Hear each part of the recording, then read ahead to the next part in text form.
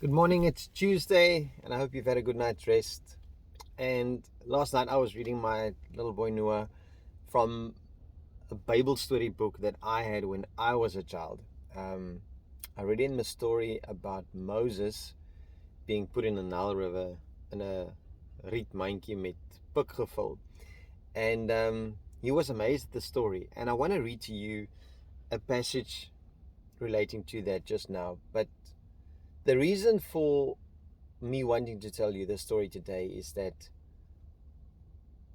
Moses' mother and father didn't know the amazing plans that God had for him and the journey that Moses had to follow in order to become the leader that he was and the relevant person that he became, to such an extent that we still talk about him today. And that same purpose that God gave Moses, that same purpose lies within you and me. So today I'd like to say to you, don't take your position in your life and your relevance as nothing. Don't think that you are irrelevant, because nobody was born a mistake. No one. No one. So I'd like to read to you from Exodus 2 about the story of Moses, just to remind you what an awesome God we serve and the plan that God had with Moses' life. Just to give you some background, so the Pharaoh decided that the Israelites are becoming too many, and he made a decree that all the little boys from the Israelites had to be killed and thrown in the Nile. And Moses' mother obviously heard the news, and she didn't want her son to die. So she put him in a rotangmandjie inside of the river, and Pharaoh's daughter was in the river.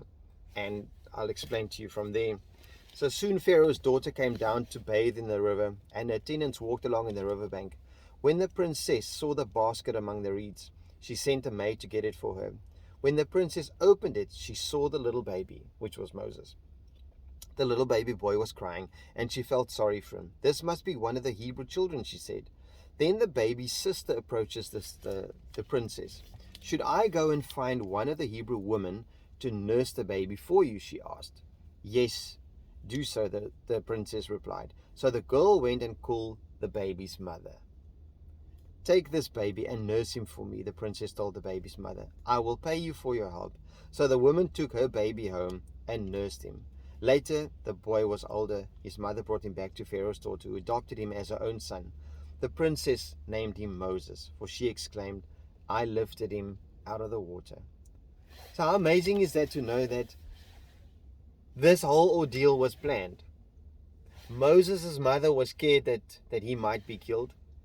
So she hid him in the reeds, and he traveled down the stream, and the princess from Pharaoh got him. And then another girl found the princess and said to her, she knows someone that can take care of him, which is Moses' real mother. So if that's the plan that God had for Moses, can you imagine the plan that God has for your life? You've got a purpose, and you live it out.